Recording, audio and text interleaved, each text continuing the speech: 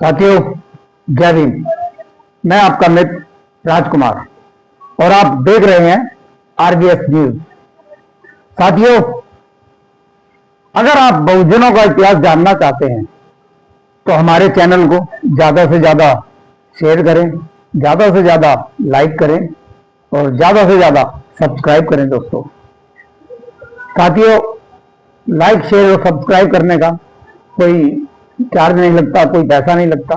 हम चाहते हैं कि हमारा इतिहास ज्यादा से ज्यादा लोगों तक, हमारे समाज तक पहुंचे, ताकि हमारे बच्चे, पढ़ना तो हमारे बच्चे चाहते ही नहीं है, तो इसलिए हम चाहते हैं कि छोटी छोटी वीडियो बना के अपने बच्चों को समझाया जाए, अपने बच्चों तक वो इतिहास पहुंचाया जाए जो इतिहास हमारे बच्चे पढ़ना नहीं चाहते, ताकि ये जो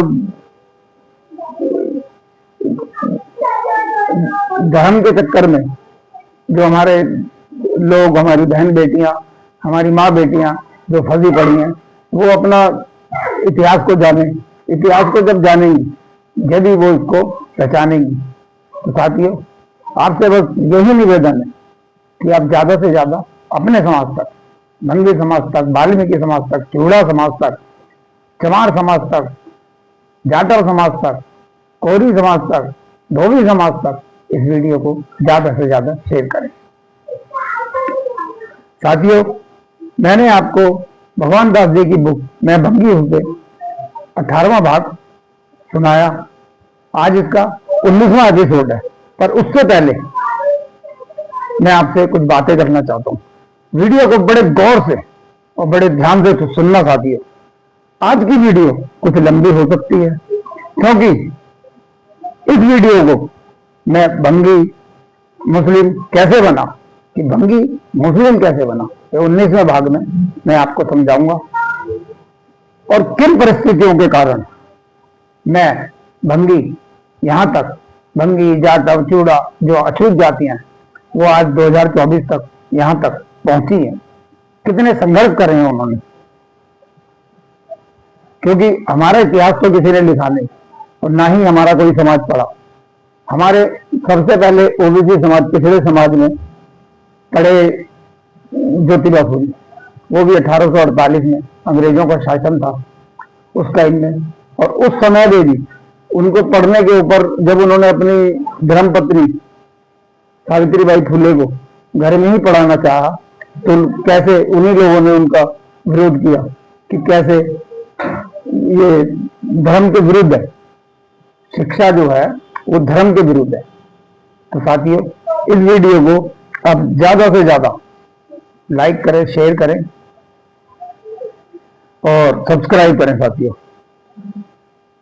हमसे ज्यादा संघर्ष, हमसे यानी अछूतों से ज्यादा, जो देश के मूल निवासी हैं, उनसे ज्यादा संघर्ष अभी तक किसी भी जाति ने, किसी भी उन्होंने नहीं किया। क्योंकि इसी संघर्ष के कारण ये वीडियो हम लोग आप तक पहुंचाना चाह रहे हैं, कि हमारे लोगों को पता लगे कि हम लोगों ने किस प्रकार से संघर्ष किया, किस प्रकार से हम लात, भूसे, जूते और किस तरह सुअर, कुत्ते, गधे पालते पालते हम जानवरों से भी बदतर इस समय अभी तक पहुंचे हैं। और साथियों, बड़ी मुश्किल से हम लोगों को बाबा साहब ने पढ़ने का हक दिया और हम पढ़े, और जैसे पढ़े वैसे हम लोगों को नौकरियां नहीं मिली। नौकरियां कहने का क्या मतलब है कि सरकारें चाहती हैं कि हम नौकरियां तो करें, केवल नौकरियां करें, हमें झाड़ू की नौकरी दे दो या हमको चपरासी बना दो, हम लोगों को अच्छी नौकरियां कभी नहीं। मैं राजकुमार, बड़ी मुश्किलों से घर वालों ने पढ़ा लिखा कर, बर्तन मांझ कर पढ़ाया, उसके बाद भी हम लोगों को इस सरकार ने, कांग्रेसी सरकार ने, इस सोच की सरकार ने हम लोगों को नौकरियां नहीं दी। पर जीवन जीने के लिए तो आदमी को कुछ करना है, तो वही अपने संघर्षों के कारण हम यहाँ तक पहुंचे हैं। पर पढ़ना साथियों आज भी नहीं पढ़ा। आज भी हम चाहते हैं कि अपने साथियों को, अपने समाज को हम ज्यादा से ज्यादा जागरूक कर सकें, ताकि हमारा समाज जागरूक हो सके। ठीक है साथियों। शूद्रों को तो बिल्कुल, शूद्रों को, पिछले वर्गों को बिल्कुल शिक्षा का अधिकार नहीं था। जब सावित्री ज्योतिबा फूले जी ने अपनी मिसेस को, अपनी धर्मपत्नी को पढ़ाना चाहा, तो उन्होंने पढ़ लिख कर एक स्कूल खोलना चाहा महिलाओं के लिए, कि हमारे जो भी हमारे छोटे समाज का या बड़े समाज की जो भी महिलाएं हैं, महिलाओं को तो बिल्कुल पढ़ने का हक नहीं था। महिलाओं को तो बिल्कुल ऐसा समझा जाता था कि वो घर की दहली से बिल्कुल बाहर कदम नहीं रखते। आज का देश जो है, आज जो समाज, 21वीं जो सदी है, ये बाबा साहब के कारण है। बाबा साहब ने हिंदू कोड बिल, अगर स्वर्ण महिलाएं भी पढ़े कि हिंदू कोड बिल में बाबा साहब ने उनको क्या दिया, मगर नहीं। आज पढ़ लिख के वो लोग समझते हैं कि हम उनके समाज को उल्टा सीधा बोलते हैं, हम उनके समाज को, किसी को, हमें किसी समाज से कोई हमारा भेदभाव कुछ नहीं है। बस ये है कि हम अपने समाज को जागरूक करना चाहते हैं और लोकतंत्र में किस प्रकार से उन लोगों को हक अधिकार मिले।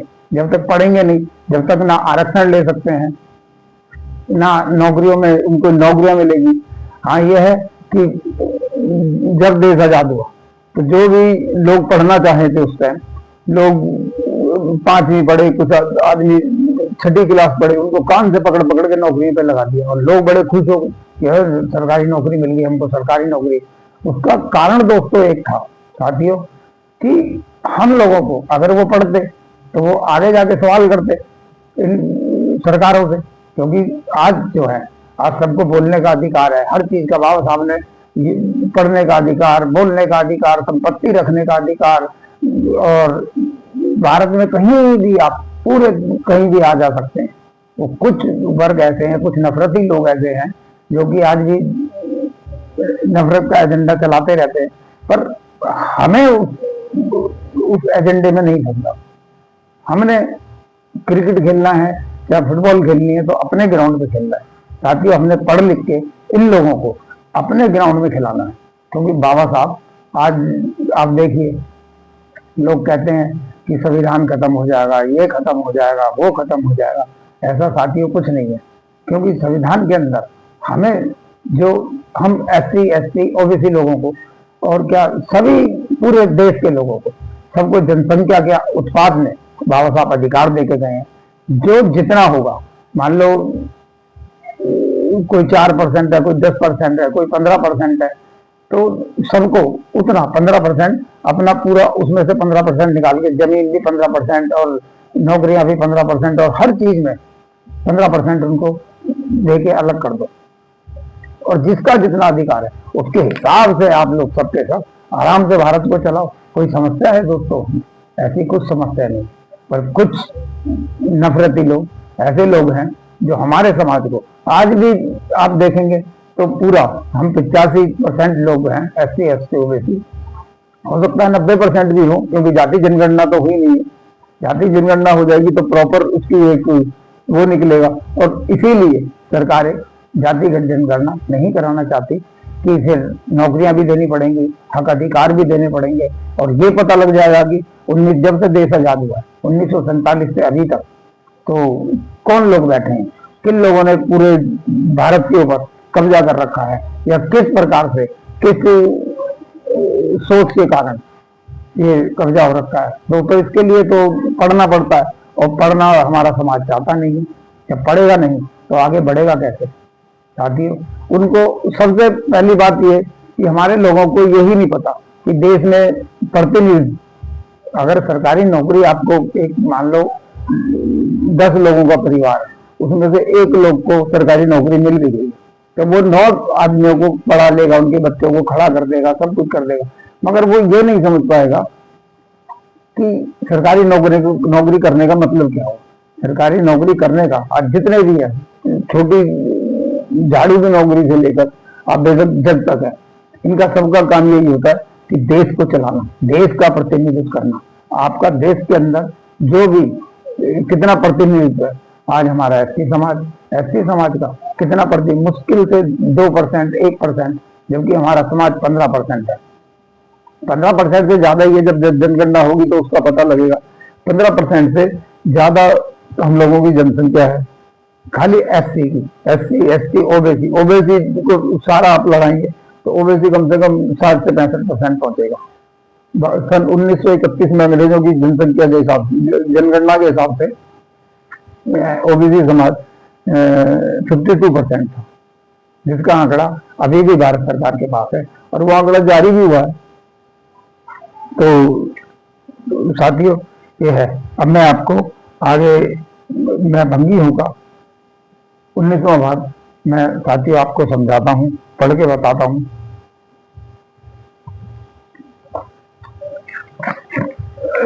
कल मैंने बताया आपको कि किस प्रकार से मैं भंगी,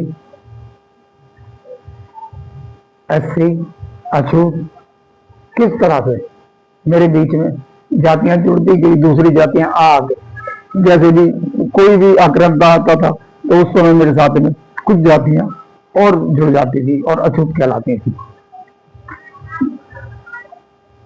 तो देखिए साथियों, चमड़ा उतारना, चमड़े की वस्तु बनाना, मुर्दा जानवरों को उठाना, बाजा बजाना, मजदूरी करना, सामान ढोना आदि सभी काम मुझे करने पड़ते थे, लेकिन सफाई अभी मेरा विशेष पेशा नहीं बना था। अभी तक मतलब साथियों देखो, मुगलों के जमाने में स्टार्टिंग में हम सफाई के काम से नहीं जुड़े थे। मैं कपड़े रंगने, चमड़े की वस्तुएं बनाने का काम करता और कपड़े बुनने, टोकरी, छाछ, छलनी बनाने, जानवरों का शिकार, ढाल, धनुष बाण बनाने, ढोल बनाने या बजाने का काम भी मैं करता था। लेकिन रफ्ता रफ्ता अपने सामाजिक स्तर और अधिक प्रगति के लिए लोग इसमें से किसी एक काम को अपनाने लगे और फिर उसी पेशे का नाम अपनाकर मुझसे अलग होकर एक नई जाति बनाने लगे। देखिए साथियों कैसे, पहले तो सब आगे मेरे समाज में जुड़ गए, उसके बाद में जो लकड़ी का काम कर रहा था वो बड़ा ही बन गया, जो कपड़े धोता था वो धोबी बन गया। इस तरह से मेरे से अलग हो के लोगों ने अपनी जातियों का नाम रखना चाहिए। आज तो कम से कम ऐसी वर्ग में कम से कम 1103 जातियां हैं। तो ऐसे करके साथियों मैं वहीं रह गया, सब अपने को अलग कर करके अपने को ऊंचा समझ रहे हैं। लेकिन कहीं कहीं अभी भी कोई विशेष परिवर्तन नहीं हुआ। जैसे तमिलनाडु, आंध्रा, कर्नाटक में मांडीगा गांव में सभी लोग वे काम करते हैं जो मैं करता था। शहर में वह भंगी का काम कर लेता था या फिर चमड़े का। महाराष्ट्र में गांव का महार या मांग वही काम करता था जो मैं शताब्दियों से करता आया हूं। लेकिन वह शहर में सड़क और नाले साफ करने का काम कर लेता था। ज्यों-ज्यों शिक्षा का प्रसार होता था या जागृति आती थी, मैं गंदा काम छोड़ता जाता हूं और एक नया नाम रख लेता हूं ताकि सम्मान से जी सकूं। मुसलमानों की देशव्यापी हुकूमत और बड़ी बड़ी फौजों के कारण और भी अधिक शहर बस गए। शहर बसने से शहर का कूड़ा, गंदगी शहर से बाहर ले जाने की समस्या पैदा हुई। जब लोग जमा होंगे तो भाई लोगों का कूड़ा भी होगा, और जब लोगों का कूड़ा होगा तो समस्या भी बढ़ेगी कूड़ा फेंकने की। हिंदू भी शहरों में रहते थे, लेकिन हिंदू अपने शहर दरियाओं और नदियों के नजदीक बनाते थे। वे स्नान को बहुत महत्व देते थे, लेकिन घर में शौचालय बनाने की जरूरत नहीं समझते थे। वे जंगल में जाकर या बाहर खेतों में हाजत रफा करते थे।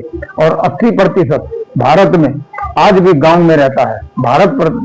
80% भारत तो आज भी गांव में रहता है। तो वही कुछ करता था जो उसके पुरखे सदियों से करते आए थे। वे वातावरण को दूषित करते हैं, गंदगी और बदबू फैलाते हैं, मक्खियां और बीमारी के ऐसे वातावरण को खूब फैलाते हैं, लेकिन इसकी ओर उन्होंने कभी ध्यान नहीं दिया। इस स्थिति को बदलने की उन्होंने कोई जरूरत नहीं समझी। देखा साथियों, गंदगी में रहने वाले आज देखिए कितना अपने को श्रेष्ठ समझते हैं, वाह। लेकिन शहरों में बूढ़ों, बीमारों और बच्चों के लिए घर से दूर जाना मुश्किल था। लिहाजा घर के पास वाली या खुली जगह इसका मतलब के लिए, इस मतलब के लिए इस्तेमाल की जाने लगी और साथ ही गंदगी के साथ रहने की कौमी आदत भी जड़ पकड़ने लगी। मुसलमानों की विशेषकर तथाकथित ऊंचे वर्ग की स्त्रियों में पर्दे का रिवाज था। वे घरों से बाहर ना निकलती थी।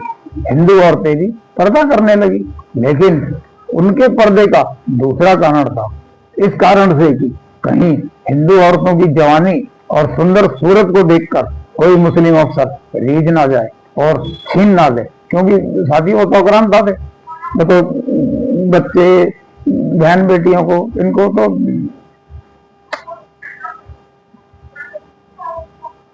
रीझ ना जाए और छीन ना ले। उन्होंने भी अपनी औरतों को पर्दे में रखना शुरू कर दिया। इससे एक और समस्या भी पैदा हो गई कि स्त्रियों के लिए शौच कहाँ बनाए। इसका हल मेरे मुस्लिम भाई और हिंदू भाई ने यह सोचा, या तो वह घर के पिछले हिस्से में बने या छत पर। लेकिन उसके धर्म ने उसे यह सिखाया था कि अछूत के संपर्क में आने से भ्रष्ट हो जाएगा। देखिए साथियों, उसके धर्म ने ही सिखाया है कि हम लोगों को, तो ये धर्म नहीं है, इसको धर्म नहीं कहते। धर्म वो होता है जो मानवता के आधार पर सब मनुष्य को एक समान समझे।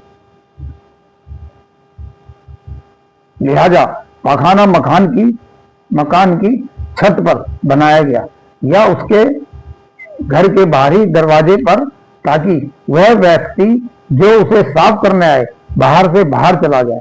देखिए साथियों, अब ये घुमा फिरा के क्या करेंगे, पाखाना के लिए देखिए किसको लेके आएंगे। अभी तक ये आया नहीं है कि पाखाने को साफ करने के लिए किस तरह से पाखाने साफ करने हम लोगों ने शुरू किए और हमसे करवाए गए। ये देखिए इस किताब के अंदर बिल्कुल आएगा। मैं इसीलिए कहता हूँ कि अपने ज्यादा से ज्यादा समाज तक ये किताब का जो भी सार है वो पहुंचना चाहिए,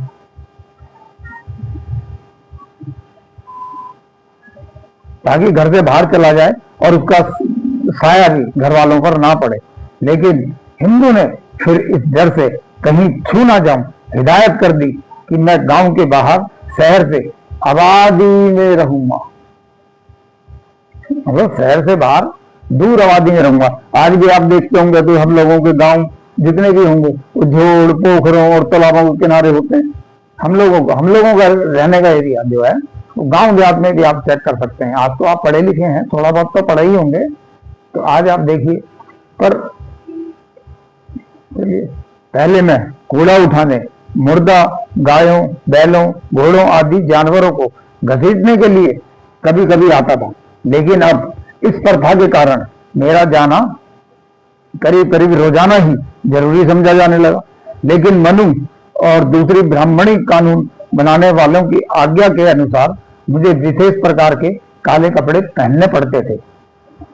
इस जमाने में मुझे यह हिदायत दी गई कि मैं हटो बचो भंगी आता है कहकर आवाज लगाता ही जाऊं। देखा साथी, मतलब दूर से आवाज लगानी शुरू हुई, आते हट जाओ मैं आ रहा हूं। मतलब जैसे मैं पता नहीं कौन सी ऐसी वो था। तो ये है साथी हमारा इतिहास, और इसको हमारे बच्चों को समझने की बहुत जरूरत है। आज क्या है, आज हमारे बच्चे कुछ नहीं है, कोई भेदभाव नहीं होता। अब बच्चे जब पढ़ेंगे लिखेंगे, जब ऊंची पोस्टों पे जाने के लिए सोचेंगे ना, जब भेदभाव का पता लगता है कि किस प्रकार से हम लोगों का पढ़ लिखने के बाद भी। मैं साथियों 89 में PGDAV कॉलेज नेहरू नगर दिल्ली और रोल नंबर 366 मैं पास आउट हुआ। उसके बाद काफी मैंने बहुत ट्राइयां करी नौकरी के लिए, और नौकरी नहीं मिली। साथियों ये देना ही नहीं चाहते। कहने का मतलब है कि झाड़ू की नौकरी कर लो, MCD में कर लो, उसके लिए भी 2-2 लाख रुपए, 2-3 लाख रुपए।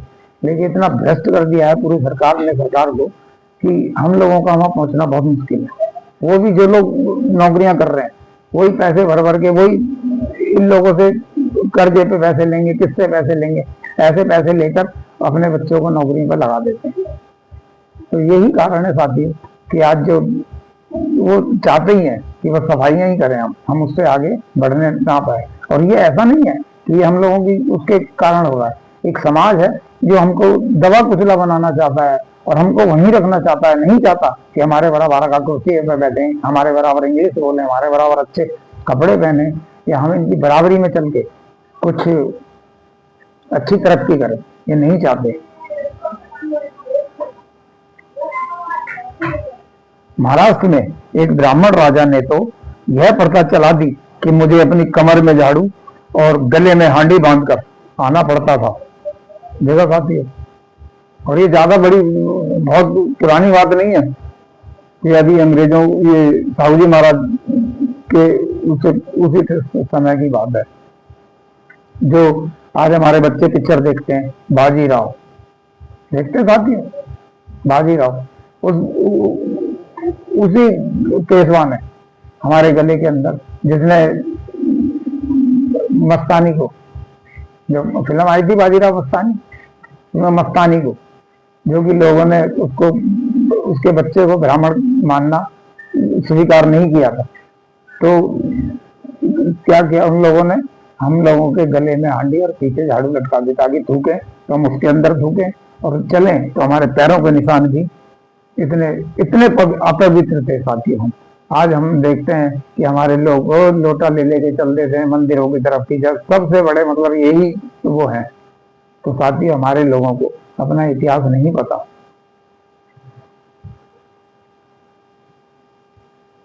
हांडी बांधकर आना पड़ता था। उत्तरी भारत में काला धागा कलाई पर बांधे, सर पर मैला ढोने, मैला कपड़ा लपेटे, बगल में हट्टी, पंजा, झाड़ू, टोकरी दबाए, सर पर मुर्गे का पंख लगाए, हटो बचो, भंगी आता है, चूड़ा आता है कि हाँक लगाता हुआ प्रवेश करता था। औरतें यह आवाज सुनकर दरवाजे बंद कर लेती थी और मर्द नाक सुपेड़ लेते थे, जैसे मेरे वजूद से बदबू आ रही है। देखा साथियों, लोग कहते हैं आज कोई भेदभाव नहीं, आज कुछ वो नहीं है। गांव में पखाने नहीं होते थे, आज भी साथियों, आज लोग हमें कहते हैं कि कोई भेदभाव नहीं। साथियों, ये तो बाबा साहब का संविधान है और हमको एक कानून है कि कोई किसी से भेदभाव नहीं कर सकता, कोई किसी से रंग के, जात पात में और किसी भी चीज में भेदभाव नहीं कर सकता। हम लोगों के हाथ में एक कानून दिया है, SC/ST एक्ट ऐसा दिया है कि फिर भी हम लोग इतने वो नहीं है, बड़े ही मासूम लोग हैं, हम बहुत ही सीधे लोग हैं, हम बुद्ध को मानने वाले लोग हैं, हम लड़ाई झगड़े से बहुत दूर रहते हैं। पर अब ऐसा नहीं है कि हम लोग इनसे इतना डर के रहेंगे। नहीं साथियों, हमने लड़ना नहीं है, हमने कलम, बाबा साहब ने हमें कलम की ताकत दी है, कानून का जोर दिया है, हम लड़ते हैं कानून के बल पर। अभी भी आप देखेंगे यूपी के अंदर, ठीक है, हमारे बहुजन संगठनों ने, भीम आर्मी ने, राष्ट्रीय भीम संगठन ने, जय भीम आर्मी ने, हम लोग अक्सर लड़ते हैं और इनसे कानून के आधार पर जितना मर्जी बड़ा अधिकारी आप देखेंगे साथियों, ये डरने का, अधिकारियों को डरने का साथियों ये मतलब नहीं है कि हम लोग कोई हथियार लेके जाते हैं या हम लोग खाली कलम लेके जाते हैं। अगर किसी अधिकारी से कोई बात करते हैं, किसी DC से बात करते हैं, किसी DM से बात करते हैं, किसी SDM से बात करते हैं या उनसे भी बड़े हम किसी अधिकारी से बात करते हैं, तो साथियों हम संविधान के नियमों के उसमें बात करते हैं और हम कोई ऐसी बात नहीं करते क्योंकि सामने जो अधिकारी बैठा हो उसका मान सम्मान कम हो। क्योंकि साथियों हम वर्दी की और संवैधानिक पोस्ट की बहुत इज्जत करते हैं, इसीलिए ये लोग हम लोगों से मिलने के लिए भी ऐसा नहीं है कि हम इससे कोई बदतमीजी करते हैं या कुछ करते हैं, ऐसा कुछ नहीं है। उनको भी पता है ये बिल्कुल कानून के संबंध बात करेंगे और इसलिए हम लोगों से पूछा है। लोग उस चीज का कुछ भी लगाते हैं कि नीले पटके वाले आ जाते हैं और नीले कबूतर आ जाते हैं और डरा धमका के इतने सारे आ जाते हैं।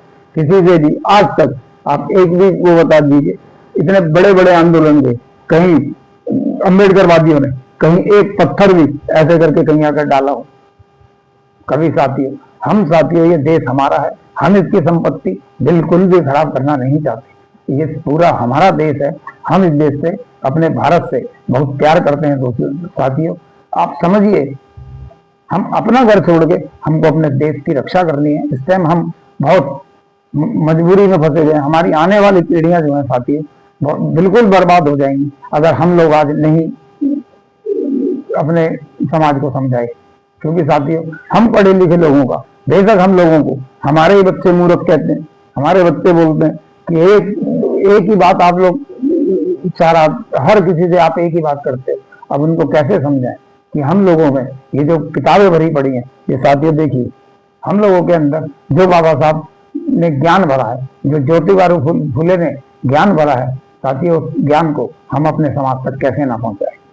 अगर नहीं पहुंचाएंगे तो आप हमें गालियां दे सकते हैं, आप हमें जो मर्जी आप कमेंट में आके मेरे को कुछ भी कह सकते हैं, मगर साथियों हमारा फर्ज है, जब तक हम जिंदा हैं, जब तक हमने समाज को जागरूक करते रहेंगे, समाज को अम्बेडकरवाद की तरफ लाते रहेंगे और अच्छे से अच्छे जो हमारे महापुरुषों की किताबें हैं वो पढ़ पढ़ के साथियों आप तक सुनाते रहेंगे।